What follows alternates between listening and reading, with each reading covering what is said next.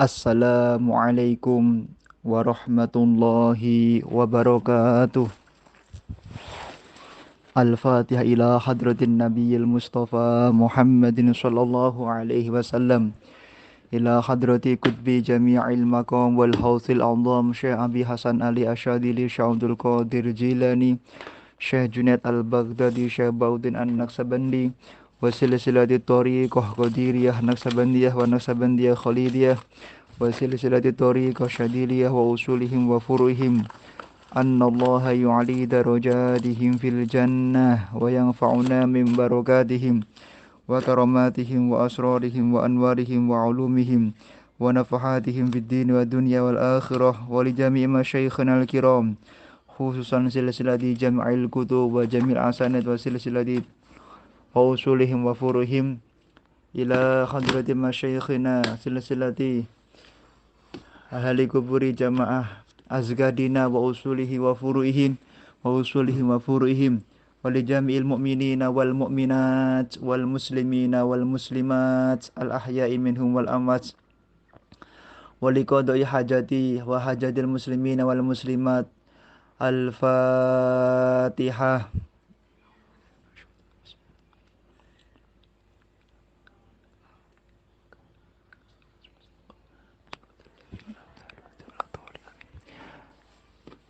Para pendengar jamaah semuanya yang kami muliakan, pada siang hari ini kita akan bersama-sama belajar tentang yaitu puasa ditinjau dari 4 madhab atau fikih perbandingan madhab. Tentu nanti kami akan menyampaikan beberapa pendapat, akan tetapi di awal tetap kami akan menyampaikan ini adalah madhab Imam Asy-Syafi'i, kemudian madhab-madhab yang lain. Semoga pertemuan kita pada siang hari ini menjadi sebab kita akan dimuliakan dan diberkahi oleh Allah Subhanahu wa taala. Yang pertama, kita harus tahu dulu apa itu pengertian puasa.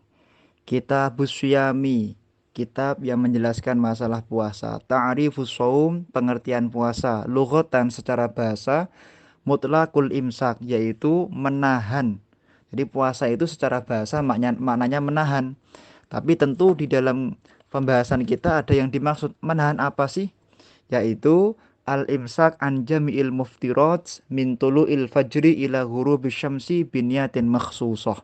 Jadi menahan dari segala apapun yang membatalkan puasa, mulai dari terbitnya matahari sampai kemudian terbenamnya matahari. Jadi mulai daripada terbitnya fajar, maaf saya ulangi, mulai dari terbitnya fajar sampai terbenamnya matahari dengan niat yang terkhusus atau dikhususkan. Terkait masalah kalimat puasa itu sendiri, itu sudah ada di zaman yaitu di saat Sayyidatina Maryam melakukan yaitu nazar. Di dalam Al-Qur'an dikatakan di dalam surat Maryam ayat 26, Inni nadartu lirrahmani soman falan ukallimal yauma insiyah. Adapun dalil yang mendasari tentang wajibnya melakukan puasa yaitu Allah Subhanahu wa taala berfirman di dalam Al-Qur'an, Ya ayyuhalladzina amanu kutiba alaikumus syiyamu kama kutiba alal ladzina min qablikum la'allakum tattaqun. Tentu itu dalil. Dalil pertama yang mendasari tentang wajibnya untuk melakukan puasa di bulan Ramadan. Sekarang, kapan sih waktu pertama kali diwajibkan puasa? Dikatakan di dalam kitab waktu fardhihi furido fissanati saniyati minal hijrah fi syahri Sya'ban.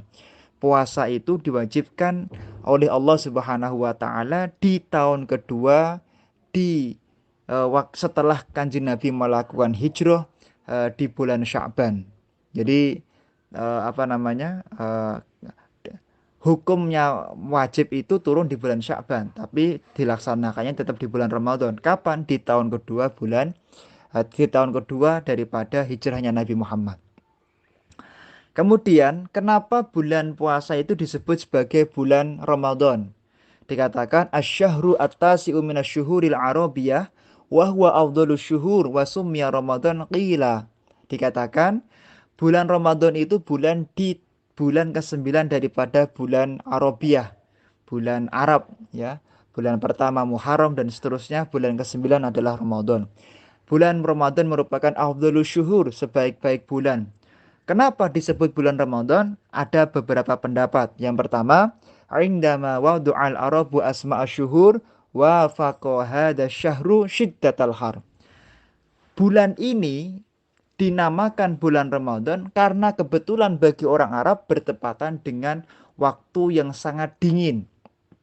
Jadi sangat dingin sekali. Memang bulan Ramadan itu bulan yang sangat maaf saya ulangi, bukan sangat dingin, sangat panas sekali. Syiddatal har, har itu panas. Jadi kalau di Timur Tengah itu kalau masuk bulan Ramadan itu sangat panas sekali. Maka dinamakan Romad. Ramadan itu artinya panas. Fasamuhu Ramadan minar romdo. Kenapa dinamakan Ramadan? Karena dari kata romdo yang artinya panas. Ay syiddatil har, yaitu panas sekali. Wa qila li annahu yarmidudz dzunub ay yahriquha. Ada pendapat mengatakan bahwa Ramadan itu dinamakan Ramadan karena di bulan tersebut semua dosa manusia diampuni oleh Allah Subhanahu wa taala, dibakar oleh Allah Subhanahu wa taala, makanya dinamakan bulan Ramadan. Kemudian kalau tadi dibaca tentang kekhususan dalil masalah puasa, lah apakah kemudian puasa bulan Ramadan ada dalil secara khusus? Ada. Di dalam surat Al-Baqarah ayat 185 dikatakan syahrul ramadhan alladzi unzila fihil Qur'an hudal linnas wa bayyinatin minal huda wal furqan faman syahida minkum syahra falyasumah. Lah ini. Bulan Ramadan itu merupakan bulannya Al-Qur'an, di mana di bulan tersebut banyak mendapatkan petunjuk, banyak mendapatkan hidayah dari Allah Subhanahu wa taala. Al-Quran diturunkan sebagai petunjuk. Maka ketika kita melihat hilal, ketika kita sudah melihat datangnya bulan Ramadan, maka berpuasalah.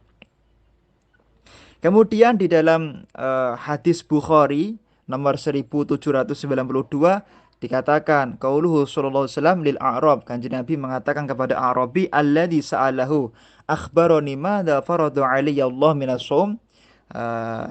Bulan apa dan kapan Allah itu mewajibkan kita melakukan puasa? Kemudian dikatakan syiyamu Ramadan, diwajibkannya melakukan puasa itu adalah puasa di bulan Ramadan. Setelah kita mengetahui tentang dalil-dalil diwajibkannya puasa, dan ini disepakati oleh 4 mazhab, berikutnya kita perlu mengetahui apa keutamaan bulan Ramadan menurut pendapat 4 mazhab. Saya kira untuk keutamaan ini tidak ada perbedaan pendapat, mereka tidak memiliki perbedaan. Nanti kalau sudah masuk ke hukum baru ada perbedaan pendapat. Fadilatus shaum, keutamaan daripada puasa. Al-ayat wal ahadis katsiratun fi dzalik. Adapun ayat dan hadis yang menjelaskan masalah keutamaan puasa itu ada banyak sekali. Nah, kemudian disebutkan di dalam kitab ini, yang pertama kulu washrobu hani'am bima aslaftum fil ayyamil khaliyah was-shaimina was-shaimati wal hafizina wa furujahum wal hafizati wal zakirina Allaha katsiran waz zakirati addallahu lahum maghfiratan wa ajran 'azima. Orang-orang yang berpuasa, orang-orang yang melakukan puasa di bulan Ramadan atau di bulan yang lain, maka mereka akan mendapatkan keagungan dan keutamaan dari Allah Subhanahu wa taala. Dikatakan di dalam sebuah hadis qudsi, kullu hasanatin bi asyi amsalihah. Setiap apapun itu 10 pahalanya. Ila sab'i mi'ati dhifin, sampai 700 tingkatan. Illa syiyam fahuwa li wa ana ajzibih. Kecuali puasa. Karena puasa ini adalah untukku dan akulah Allah Subhanahu wa taala yang akan langsung memberikan pahala puasa. Wa fil hadis, di dalam sebuah hadis dikatakan man shoma yauman fi sabilillah ba'adallahu minhu jahannam masirata ma'ati amin. Barang siapa orang yang berpuasa niatnya karena ingin mencari ridha Allah, maka dijauhkan dari dirinya dan neraka sejauh 100 tahun perjalanan. Ini ada di dalam kitab Sunan An-Nasai juz 4 halaman 174. Kemudian di dalam kitab Sahih Bukhari nomor 1904 Dikatakan liswaim farhatan, bagi orang yang puasa dapat dua kemuliaan. Idza aftara fariha wa idza laqiyallah fariha bisomih. Ketika dia kemudian berbuka, dia bahagia. Ketika dia bertemu dengan Allah, maka dia akan mendapatkan kemuliaan dan kebahagiaan dari Allah Subhanahu wa taala. Kemudian di dalam sebuah hadis dikatakan, somtu shaim tasbih. Diamnya orang yang puasa itu seperti bertasbih. Wa naumuhu ibadah, dan tidurnya adalah ibadah. Wa du'a'uhu mustajabun, dan doanya orang yang puasa itu diijabai oleh Allah Subhanahu wa taala. Wa amaluhu mudha'afun, dan amalnya akan dilipat gandakan pahalanya oleh Allah Subhanahu wa taala. Ini ada di dalam kitab yaitu Musnad Al-Firdaus juz 2 halaman 397. Kemudian dikatakan di dalam Musnad Ahmad ibn Hambal juz 2 halaman 402, asyamu junnatun, puasa itu sebagai penghalang, wahisnun hasinun minan nar, dan menjadi penyebab orang tidak akan menjadi ahli nerakanya Allah Subhanahu wa taala. Maka di dalam kitab Rahmatul Ummah fi Ikhtilafil A'immah, ittafaqul ulama, para ulama empat madhab sepakat bahwa puasa Ramadan itu hukumnya wajib bagi setiap orang muslim, dan itu merupakan salah satu daripada rukun Islam. Jadi mereka orang yang tidak percaya adanya puasa, maka dia wajib diistitabah, yaitu wajib diminta bertobat. Andaikan diminta bertobat tidak mau, maka dia dianggap kafir atau dianggap keluar daripada agama Islam. Nah, kewajiban puasa itu bagi orang yang memenuhi syarat. Wa syaraitu wujubis syiyam salah satu asya. Syarat wajibnya orang puasa itu ada tiga. Yang pertama adalah al-Islam, harus Islam. Jadi kalau orang kafir tidak wajib puasa. Orang muslim kafir tidak wajib puasa. Yang kedua wal bulug, balik. Kalau masih kecil atau belum mencapai 9 tahun umurnya, belum keluar mani, belum haid, belum wajib puasa. Jadi kalau belum balik tidak wajib puasa. Wal aqlu, dan punya akal. Orang gila tidak wajib puasa. Sebagaimana di dalam kitab Hasyiah Bajuri juz 2 halaman 42 dikatakan ada sebuah hadis, rufi al-qalam an salasatin, diangkatnya catatan itu dari 3 golongan. Salah satunya adalah tidak berakal, itu tidak akan dicatat. Orang nggak berakal itu nggak akan punya dosa. Orang gila tidak punya dosa. Wal qudratu 'ala shaum. Yang berikutnya adalah kuat untuk melakukan puasa. Maka di dalam Al-Quran surat Al-Baqarah ayat 184 dikatakan wa 'alal ladzina yutiqunahu fidyah. Jadi kalau dia tidak mampu puasa, maka boleh membayar fidyah. Kalau masih mampu nanti mengkodok, ya wajib dikodok dulu. Kalau sudah tidak mampu, maka membayar fidyah, begitu. Termasuk kemudian syarat puasa itu adalah itokoh, itu mengecualikan wanita yang haid dan nifas. Wanita yang haid dan nifas itu haram berpuasa, tapi mereka wajib untuk melakukan kodok seperti itu. Andai kan ada seorang ibu-ibu atau perempuan itu puasa padahal dia dalam keadaan haid dan nifas, maka puasanya tidak sah dan wajib untuk tetap mengqadha. Adapun perempuan yang dalam keadaan menyusui atau hamil, maka dia boleh puasa, boleh tidak puasa. Apabila dia tidak berpuasa dikarenakan khawatir terhadap kesehatan dirinya dan kesehatan anaknya, maka dia boleh tidak berpuasa. Tapi jika mereka tetap berpuasa, maka itu puasanya sah. Jadi bagi ibu-ibu yang menyusui atau hamil, kalau tetap berpingin berpuasa, maka puasanya dianggap sah, tidak apa-apa.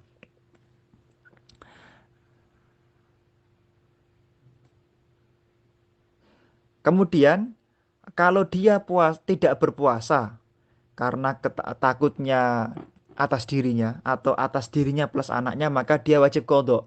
Tapi kalau ketidakpuasa itu gara-gara hanya takut kesehatan anaknya, hanya takut kesehatan anaknya, maka jumhur ulama itu mengatakan dia wajib qadha plus bayar kafaroh. Kafaroh seberapa, Pak? Kafaroh menurut kitab Rahmatul Ummah itu adalah 1 mud. 1 mud berapa? 7 ons beras. Kemudian di sini apa namanya ternyata empat madhab terjadi perbedaan pendapat. Di dalam kitab Mizanul Kubro, Imam Asy-Syafi'i mengatakan tadi satu mud. Begitu juga Imam Hambali. Imam Hanafi itu mengatakan tidak ada kafaroh atas kedua-duanya. Jadi eh, kemudian menurut Imam Hanafi bagi orang yang takut entah anaknya atau entah dirinya maka tidak ada kafaroh. Ya, tetap wajib qodok tapi tanpa kafaroh. Sedangkan Imam Maliki mengatakan ada dua pendapat. Ini kitabnya Mawahibul Jalil atau Hasyiah Zarqoni. Yang pertama mengatakan wajib membayar kafaroh bagi orang yang menyusui. Tapi kalau hamil nggak apa-apa. Kalau orang wanita hamil bagi Imam Maliki tidak wajib bayar kafaroh walaupun dia takutnya untuk anaknya saja. Tapi kalau dia menyusui takut untuk anaknya saja maka dia diwajibkan membayar kafaroh. Saya ulangi, Imam Maliki itu wajib bayar kafaroh jika takutnya itu untuk anaknya dan ketika menyusui. Sedangkan kalau dia hamil, takut untuk anaknya atau untuk dirinya, maka tidak ada kafarot sama sekali. Kemudian menurut pendapat yang kedua dari madhab Imam Maliki, itu tidak ada kewajiban kafaroh bagi orang yang meninggalkan puasa ketika menyusui. Baik dia takut karena dirinya, karena anaknya, atau dirinya plus anaknya. Ini Imam Maliki ada dua pendapat.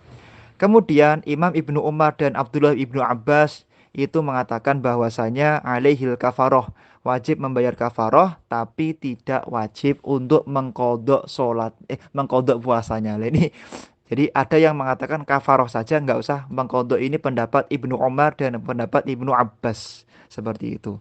Tadi telah kami sampaikan bahwa syarat sahnya puasa itu ada yang pertama Islam, bagi orang murtad maka dia tidak wajib puasa. Tapi kalau dia nanti masuk Islam lagi, dia wajib mengkodok seluruh puasa yang ditinggalkan. Jadi kalau orang murtadnya 10 tahun, ya dia wajib mengkodok 10 bulan. Kemudian kalau kafir asli, nggak pernah Islam, tiba-tiba masuk Islam, tidak ada kewajiban kodok sama sekali. Kemudian yang kedua berakal, kemudian suci dari haid dan nifas. Kalau orang junub tetap wajib puasa ya. Jadi kalau ada orang junub belum mandi besar maka tetap wajib puasa. Begitu juga misalnya kalau ada orang bersenggama dengan suaminya, kemudian dia itu bangun tidur, bersenggama dengan suaminya bangun tidur, kemudian ketika dia bangun tidur maka belum mandi, ternyata sudah pagi, maka dia tetap wajib puasa. Kemudian ada satu tambahan syarat menurut Habib Zain bin Semit yaitu al-ilmu bikaunil wakti qabilan lisomi. Jadi mengetahui kapan masuk waktunya wajib untuk melakukan puasa. Jadi mengetahui waktu puasa itu perlu, itu syaratnya. Jadi kalau nggak tahu masuknya waktu puasa maka tidak ada kewajiban melakukan puasa. Kemudian sekarang syarat wajib puasa. Kalau saat tadi kan syarat sahnya. Syarat wajib puasa itu atau fardunya puasa itu ada yang pertama adalah Islam, yang kedua mukallaf, yang ketiga mampu, yang keempat sehat. Jadi bagi orang yang sakit boleh tidak puasa. Nah, sakit yang boleh tidak puasa itu sakit yang bagaimana? Sakit yang diperbolehkan dia untuk tayamum. Jadi sakit yang boleh tayamum itu yang bagaimana? Yaitu kalau dia nanti puasa takut badannya tambah rusak atau tambah lama sembuhnya, maka boleh dia meninggalkan puasa. Kemudian al-iqomah bagi seorang musafir tidak wajib puasa. Menurut Imam Asy-Syafi'i bagi seorang musafir tidak wajib puasa. Lah musafir di sini berapa kilometer? Menurut jumhurnya madhab Syafi'i itu 82 kilometer. Ini adalah 5 syarat wajib puasa. Jadi mereka itu wajib puasa dan sah puasa seperti itu. Nah, sekarang bagaimana pendapat empat madhab terhadap syarat-syarat tersebut? Sekarang yang pertama adalah bagi musafir. Orang yang sakit dan orang yang dalam perjalanan, kalau dia itu tidak mampu, maka boleh tidak puasa. Mampu pun dia boleh tidak puasa kalau jarak bepergiannya 82 kilometer menurut Imam Asy-Syafi'i dan Jumhur. Kemudian ternyata ulama 4 mazhab atau di luar 4 mazhab itu terjadi perbedaan pendapat. Imam Daud Az-Zohiri, ulama Zohiriyah mengatakan orang yang dalam keadaan safar atau bepergian tidak boleh berpuasa, haram, tidak boleh. Sedangkan Imam Al-Auza'i berpendapat bahwa tidak berpuasa bagi orang yang sedang bepergian lebih utama secara mutlak. Jadi beliau berpendapat bagi seorang musafir itu lebih baik tidak usah berpuasa. Tidak puasa bagi musafir itu lebih afdol daripada puasa. Akan tetapi menurut Imam Syafi'i, Hanafi, Maliki, bagi orang yang berpuasa bagi orang yang berpuasa di pagi hari, kemudian dia pergi, maka dia tidak boleh membatalkan puasanya. Jadi saya ulangi, misalnya dia hari itu puasa, kemudian perginya jam 8 pagi atau 9 pagi, sampai perjalanan, maka dia tidak boleh membatalkan puasanya, tidak boleh, kecuali kalau memang tidak mampu. Tapi tidak ada rukhsah. Artinya tidak ada keringanan. Kalau dia mampu ya tetap wajib puasa. Berbeda kalau misalnya dia bepergiannya sebelum subuh, maka dia mutlak boleh tidak puasa walaupun dia mampu. Saya ulangi lagi. Kalau bepergiannya sebelum subuh, maka mutlak boleh dia tidak puasa. Tapi kalau setelah subuh bepergiannya, maka dia tidak boleh tidak puasa kecuali tidak mampu. Imam Hambali mengatakan yang masyhur kitabnya Al-Mughni li Ibnu Qudamah, bahwa dia boleh membatalkan puasanya walaupun bepergian ba'da subuh, dan itu disepakati oleh salah satu muridnya Imam Asy-Syafi'i yang bernama Imam Al-Muzani. Seperti itu. Jamaah yang saya muliakan, para ulama 4 mazhab berpendapat bahwa apabila seorang musafir tidak berpuasa, itu telah mencapai tujuannya, atau orang sakit sembuh, atau orang anak kecil tiba-tiba balik, atau orang kafir tiba-tiba masuk Islam, atau wanita haid itu tiba-tiba suci, maka dia wajib imsak, wajib tidak makan sampai maghrib. Misalnya jamaah semuanya dari Jakarta pulang ke Solo, enggak puasa, sampai rumah, maka walaupun sampai rumah itu kemudian kalau sampai rumah itu belum maghrib, maka tidak boleh makan. Artinya wajib melakukan imsak, wajib melakukan imsak. Begitu juga kalau misalnya jam 3 sore tiba-tiba darahnya berhenti, haidnya berhenti, maka enggak kemudian serta-merta tetap boleh makan, tapi wajib imsak, wajib tidak makan. Begitu juga ada anak kecil tiba-tiba jam 2 siang balik, tiba-tiba keluar mani balik, maka dia wajib imsak sampai maghrib, wajib menahan diri dari makan dan minum, serta yang membatalkan puasa sampai maghrib, dan seterusnya. Nah, masalah ini ternyata para ulama 4 mazhab mengalami perbedaan pendapat.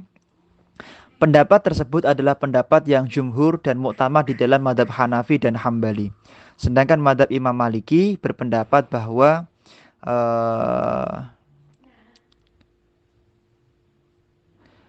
sedangkan pendapat Imam Maliki itu yang paling kuat adalah imsak, sedangkan mazhab Imam Asy-Syafi'i juga paling sahih itu adalah imsak. Lah, nanti ada juga kadang-kadang ulama yang mengatakan tidak begitu. Kemudian kalau ada orang murtad, dia masuk kepada agama Islam kembali, maka menurut 3 pendapat wajib mengqadha. Jadi menurut Imam Syafi'i, Hambali, Maliki wajib mengqadha puasa yang ditinggalkan selama dia murtad. Sedangkan Imam Hanafi mengatakan tidak wajib mengqadha sama sekali puasa yang pernah ditinggalkan selama dia murtad. Kemudian tadi kita sampaikan bahwa syarat wajib puasa itu adalah taklif. Ayyakuna balighun aqilan, dia itu balik berakal.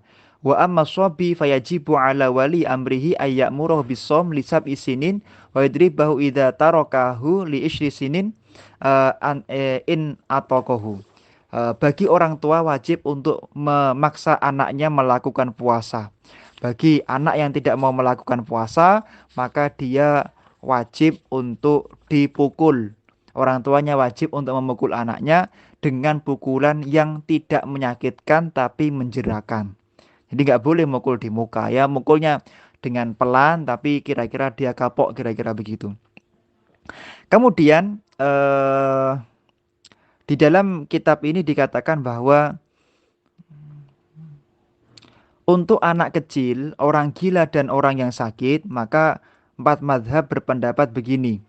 Imam Hanafi berpendapat anak kecil tidak sah melakukan puasa, tidak sah.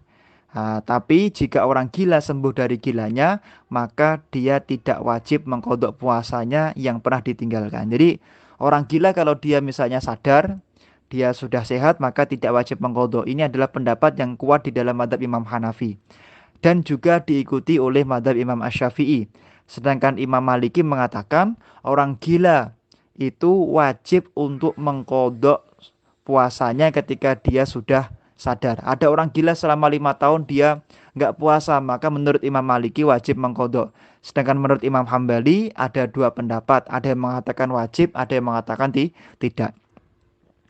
Kemudian orang yang sakit yang tidak bisa disembuhkan dan orang tua yang telah tua renta, maka dia tidak wajib puasa. Orang yang sakit layur jabur kalau dalam bahasa kitab kuningnya layur jabur itu tidak bisa diharapkan kesembuhannya, maka dia tidak wajib untuk melakukan puasa, tapi wajib membayar kafaroh. Ini adalah pendapat yang diikuti oleh Imam Hanafi, Imam Syafi'i juga dalam pendapat yang paling ashwah.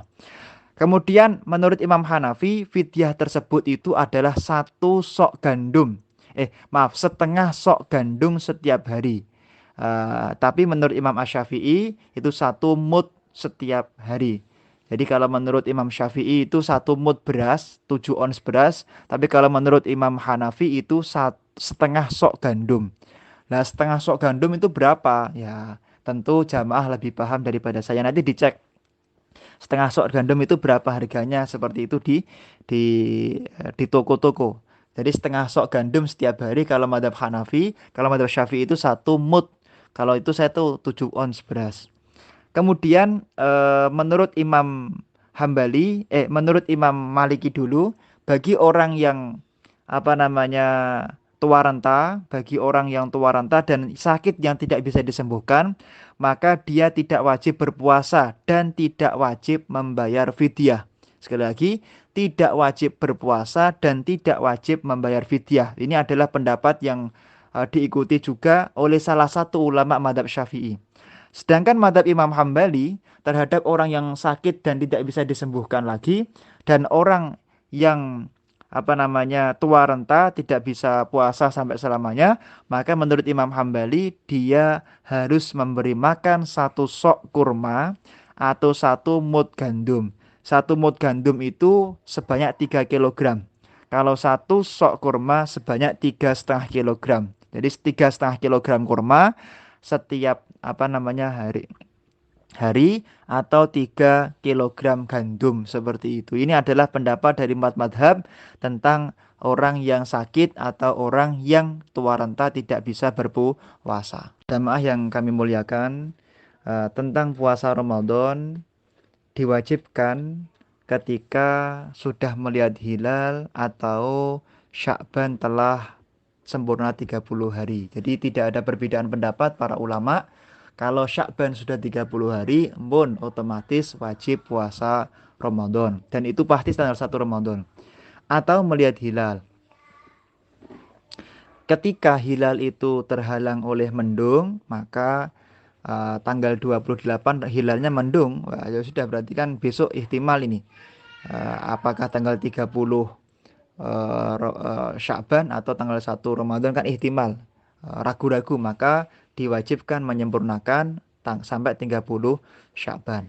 Nah, di sini ada perbedaan antara empat madhab. Imam Hanafi, Maliki, Syafi'i itu berpendapat tidak wajib puasa, tapi wajib menyempurnakan 30 hari bulan Sya'ban. Sedangkan Imam Hambali itu ada dua pendapat.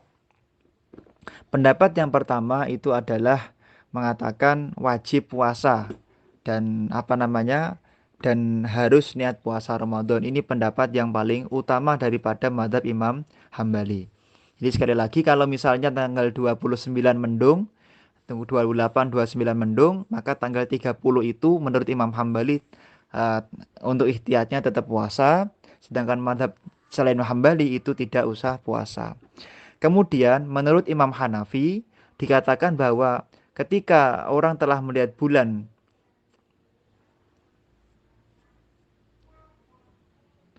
eh, katanya orang itu sudah masuk tanggal 1 Ramadan dan itu memang pendapatnya orang yang yakin,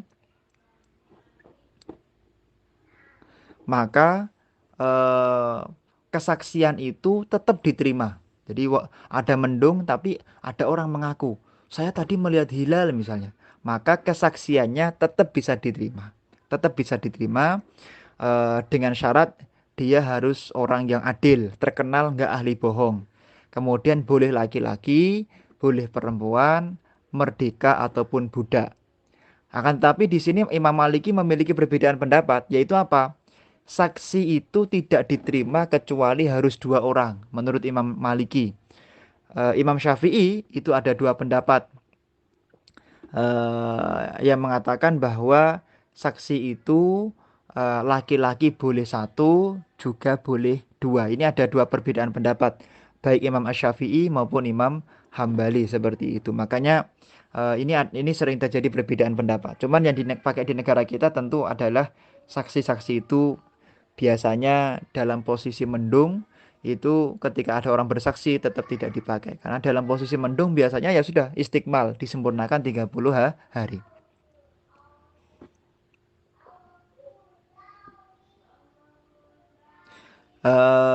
Menurut 4 mazhab dikatakan bahwa kesaksian orang melihat hilal di bulan Syawal itu tidak bisa diterima. Jadi ya Syawal itu apa namanya? Misalnya eh, aku melihat itu apa namanya? Besok itu tanggal 1 Syawal sudah ada hilalnya misalnya, maka tidak bisa diterima. Tapi menurut Imam Abu Thawr dikatakan bahwasanya bisa diterima. Jadi menurut Imam empat mazhab saksi itu harus 2. Tapi menurut Imam Abu Thawr itu 1 saja sudah diterima kalau urusan 1 Syawal. Jamaah yang dimuliakan oleh Allah Subhanahu wa taala.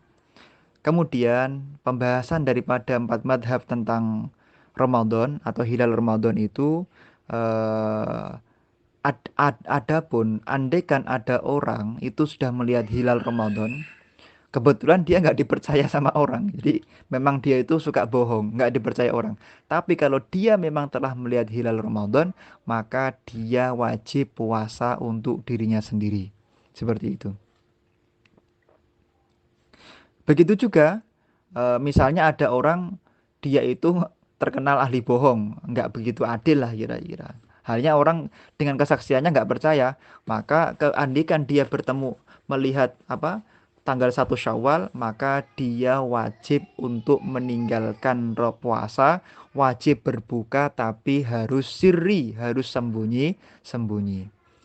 Lah, untuk masalah ini Imam Imam Hasan dan Imam Ibnu Sirin itu punya pendapat bahwa dia tidak wajib berpuasa walaupun dia telah melihat hilal ketika dia tidak dipercaya. Jadi 4 mazhab sepakat kalau ada orang bahwa dia melihat hilal tapi dia nggak dipercaya, dia wajib puasa untuk dirinya sendiri. Sedangkan Imam Hasan dan Imam Ibnu Sirin mengatakan dia wajib puasa untuk dirinya sendiri. Dia tidak wajib puasa walaupun dia telah melihat hilal kalau tidak dipercaya oleh orang lain. Seperti itu. Kemudian dikatakan di dalam kitab ini bahwa la yaswihu as-shaum, tidak sah berpuasa di hari syak, di hari yang diragukan. Tanggal 30 tadi ragu-ragu ini sudah Ramadan belum ya? 30 Sya'ban, maka tidak sah puasanya. Ini disepakati 3 pendapat madhab. Sedangkan Imam Hambali berpendapat bahwa jika langit itu terang, maka dia makruh berpuasa pada hari syak. Sedangkan jika langit itu mendung, maka dia wajib untuk melakukan puasa. Jadi tanggal 30 Sya'ban kalau langitnya terang, kalau dia puasa maka makruh. Tetap nggak boleh tapi makruh. Sedangkan 3 madhab yang lain itu mengatakan tidak boleh. Nah, akan tetapi jika langit itu mendung, Imam Hambali mengatakan wajib melakukan puasa kalau mendung. Kemudian dikatakan dan disepakati oleh para ulama madhab bahwa apabila hilal terlihat pada siang hari, maka bulan itu untuk malam berikutnya, baik terlihat sebelum atau sesudah matahari condong ke arah kiblat ke arah barat, maka dia wajib melakukan puasa untuk hari berikutnya. Misalnya ini hari Senin, sore hilalnya dilihat nggak kelihatan. Siang Selasa siang itu hilalnya kelihatan, maka hari Rebu dia wajib melakukan puasa. Ini menurut tiga madhab. Adapun Imam Hambali berpendapat bahwa jika hilal itu terlihat sebelum matahari condong ke arah barat, maka misalnya jadi hari Selasanya itu hilalnya kelihatan jam 10 atau jam 11 siang, maka eh,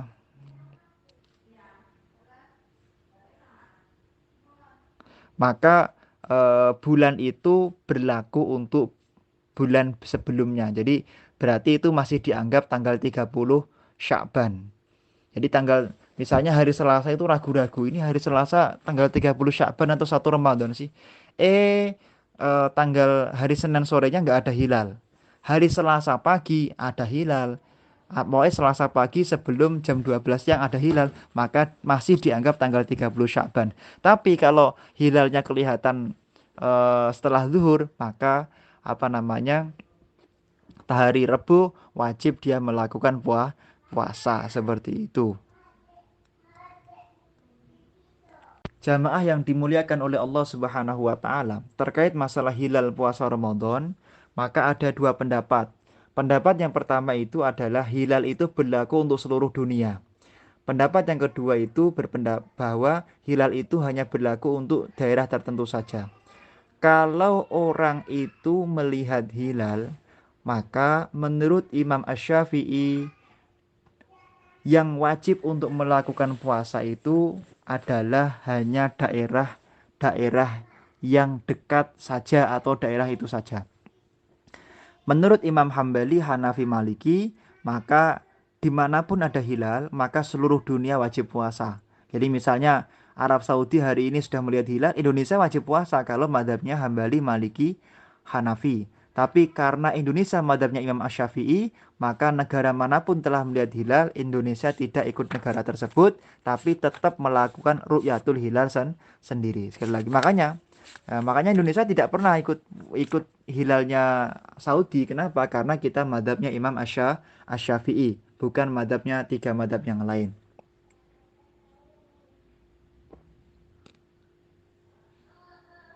Ini pendapat yang disepakati oleh Imam Haramain Al-Juwaini, Imam Ghazali, dan Imam Ar-Rafi'i daripada ulama madhab Syafi'i, dan dianggap sebagai pendapat yang paling kuat menurut Imam Nawawi. Karena memang alasan Imam Asy-Syafi'i berpendapat begitu karena matlak itu satu daerah dengan yang lain berbeda. Kan misalnya Indonesia sama Amerika itu kan berbeda, makanya tidak bisa Amerika melihat hilal, Indonesia kemudian ikut puasa, tidak bisa. Tetap Indonesia wajib melakukan ru'yatul hilal sendiri. Adapun orang yang berpendapat pakai hisab itu juga diperbolehkan atau manzilah. Orang ulama yang berpendapat pakai hisab atau manzilah itu adalah Imam Ibnu Suraj. Imam Ibnu Suraj berpendapat bahwa puasa itu tidak menggunakan hilal tapi menggunakan ru'yatul hilal tapi menggunakan hisab. Dan itu disepakati oleh salah satu ulama madhab Syafi'i yang mengatakan bolehnya berpegangan dengan hisab. Ibu-ibu yang dimuliakan oleh Allah, jamaah semua yang dimuliakan oleh Allah Subhanahu wa taala, sekarang kita masuk pada fardunya puasa. Wa faraidu shaumi arba'atu asya'a. Fardunya puasa ada 4. An-niyatu, yang pertama niat, wal imsaku 'anil akli wasyurbi wal jima'. Yang kedua adalah menjaga dari makan, minum dan bersenggama. Wa ta'ammudul qai'i, dan sengaja untuk yaitu mutah. Jadi itu adalah fardunya puasa. Jadi kalau orang puasa, 1 dia wajib niat, 2 meninggalkan apa yang membatalkan puasa. Para ulama 4 madhab sepakat bahwa orang yang puasa itu wajib niat ketika bulan Ramadan. Akan tetapi menurut Imam Zufar dan salah satu ulama madhab Imam Hanafi, puasa Ramadan tidak wajib untuk niat, begitu juga Imam Atha. Jadi ada 3 ulama yang mengatakan niat puasa Ramadan tidak wajib. 1 Imam Hanafi, salah satu ulama Imam Hanafi, yang kedua Imam Atha, yang ketiga adalah Imam Zufar. Ini tidak wajib nih niat. Tapi walaupun begitu, para ulama empat madhab itu berbeda pendapat tentang tata cara niat. Imam Maliki, Imam Syafi'i, dan Imam Hambali mengatakan niat itu wajib diucapkan. Menurut tiga pendapat itu, niat itu wajib diucapkan. Adapun menurut Imam Hanafi, niat itu tidak wajib diucapkan. Oleh karena itu, jika seseorang melakukan niat puasa tanpa mengucapkan, misalnya ini puasa Ramadan atau puasa sunnah, maka puasanya adalah sah. Jadi menurut Imam Hanafi, yang penting dia hatinya kerentek puasa, sudah cukup. Tapi menurut selain Imam Hanafi, niat itu ya harus diucapkan. Saya niat puasa bulan Ramadan tahun ini, besok pagi fardhu lillahi ta'ala. Harus dilafatkan khususnya di dalam hati, begitu. Kemudian dikatakan bahwa para ulama empat mazhab itu berbeda pendapat tentang waktunya niat. Imam Syafi'i, Maliki, dan Imam Hambali mengatakan waktunya niat itu adalah pada puasa Ramadan itu antara terbenamnya matahari sampai sebelum masuk waktunya fajar kedua, fajar sodik atau waktunya sholat subuh. Harus niat, kalau nggak niat maka tidak sah. Sedangkan Imam Hanafi mengatakan niat puasa Ramadan itu boleh berniat pada malam hari. Jika tidak niat pada malam hari, maka dia boleh dia boleh niat sebelum condongnya matahari ke arah barat. Pokoknya Imam Hanafi itu apa? Niat boleh, yang penting belum matahari itu condong ke arah barat atau belum masuk waktunya sholat zuhur.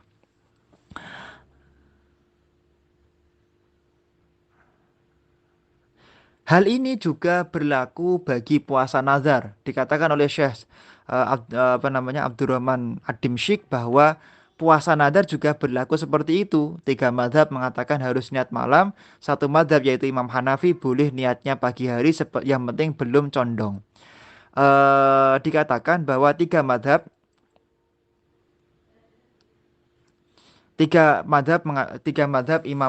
pendapat mengatakan niat itu harus dilakukan setiap malam. Nggak boleh saya niat puasa 1 bulan penuh lillahi ta'ala. Nggak boleh, nggak sah. Tiga madhab mengatakan harus setiap malam niat. Sedangkan Imam Maliki berpendapat niat itu cukup 1 kali saja di awal bulan Ramadan. Kalau nanti misalnya lupa niat, maka puasanya tetap dianggap sah, seperti itu. Jamaah yang dimuliakan oleh Allah Subhanahu wa taala, calon ahli surga yang dimuliakan oleh Allah Subhanahu wa taala. Adapun dalilnya niat itu ada di dalam kitab Sunan Daruqutni juz 2 halaman 172. Qoblal fajri likulli yaumin liqauli sallallahu man lam yubayyit asyam qoblal fajri fala syamalah. Barang siapa orang yang lam yubayyit, tidak niat di malam hari, qoblal fajri sebelum fajar, maka tidak dianggap berpuasa. Apakah kalau dia tidak niat kemudian besoknya tidak puasa? Tetap wajib untuk imsak, tapi wajib kodok. Jadi kalau nggak niat atau lupa niat, tetap wajib puasa. Tetap wajib puasa, tapi nanti wajib kodok untuk melakukan puasa, seperti itu. Jamaah yang dimuliakan oleh Allah Subhanahu wa taala, untuk puasa sunnah, niat itu menurut Imam Syafi'i, Hambali, Hanafi boleh dilakukan pagi hari, yang penting sebelum tergelincirnya matahari. Jadi misalnya puasa Senin Kemis, kok jam 10 pagi baru niat, nggak apa-apa, yang penting sebelumnya belum makan. Tapi hal ini berbeda dengan pendapat Imam Maliki yang mengatakan tidak sah niat puasa pada siang hari sebagaimana puasa Ramadan. Dan ini adalah pendapat yang diikuti oleh Imam Al-Muzani, salah satu murid daripada Imam Asy-Syafi'i, seperti itu. Jamaah yang dimuliakan oleh Allah Subhanahu wa taala, para ulama madhab itu sepakat bahwa orang yang junubnya belum sempat mandi sampai subuh, maka tetap wajib puasa. Tapi hendaknya memang dia mandi. Ini pendapat yang paling disukai dalam madhab Imam Asy-Syafi'i. Imam Abu Hurairah, Imam Salim bin Abdullah mengatakan orang yang belum mandi maka batal puasanya. dan dia wajib untuk menahan makan dan minum sampai maghrib. Jadi kalau ada orang kok dia itu belum mandi, padahal dia itu junub, maka menurut Imam Abu Hurairah, kemudian Imam Salim bin Abdullah, dia puasanya batal tapi tetap wajib menahan makan dan minum dan seterusnya yang membatalkan puasa. Dia wajib mengqadha. Sedangkan Imam Urwah dan Imam Hasan mengatakan jika ia mengakhirkan mandi tanpa uzur maka puasanya batal. Jadi kalau dia mengakhirkan mandi kok ada uzur karena misalnya nggak ada air, maka puasanya tetap dianggap sah. Tapi kalau tidak ada uzur maka puasanya batal. Sedangkan Imam An-Nakhai mengatakan di dalam kitabnya bahwa kalau ada orang puasa fardu maka dia wajib mengqadhanya. Jadi kalau misalnya di bulan Ramadan dia belum mandi, kemudian dia sudah masuk subuh belum mandi besar, maka menurut Imam An-Nakhai dia wajib untuk mengqadha puasanya. Hadirin jamaah yang dimuliakan oleh Allah Subhanahu wa taala, adapun melakukan kizab atau berdusta bagi orang yang melakukan puasa atau menghibah atau menggunjing orang lain atau kemudian melakukan perbuatan yang tidak dibenarkan oleh syariat, menggunjing, menghibah, namimah, adu domba, kemudian memandang dengan syahwat, maka hukumnya sangat dibenci oleh syariat. Tapi puasanya tetap dianggap sah, tapi pahalanya dihilangkan oleh Allah Subhanahu wa taala. Itu masuk di dalam muhbitat. Dikatakan min shaimin laisa lahu min syiyamihi ilal ju' wal atash. Banyak orang yang puasa tapi puasanya itu hanya mendapatkan lapar dan dahaga saja. Maka kalau kita puasa hilangkan tinggalkan semuanya tadi. Menurut Imam Al-Auza'i bahwa orang yang melakukan dusta, melakukan hibah, melakukan adu domba, namimah, melakukan maksiat, memandang lawan jenis dengan syahwat, maka hukumnya membatalkan puasa. Itu adalah menurut Imam Al-Auza'i. Kemudian para ulama 4 mazhab sepakat bahwa orang yang makan karena menyangka bahwa dia itu sudah masuk waktunya maghrib. Jadi orang menyangka itu sudah masuk waktunya maghrib, atau orang menyangka itu masih boleh sahur, ternyata fabana khilafuhu, maka dia wajib untuk mengqadha puasanya dan tetap wajib puasa di hari tersebut. Jadi dia wajib imsak, menahan makan dan minum, tapi wajib mengqadha puasanya. Saya kira itu dulu masalah bab puasa. Semoga bermanfaat, semoga barokah, semoga pertemuan kita dimuliakan dan diridhoi oleh Allah Subhanahu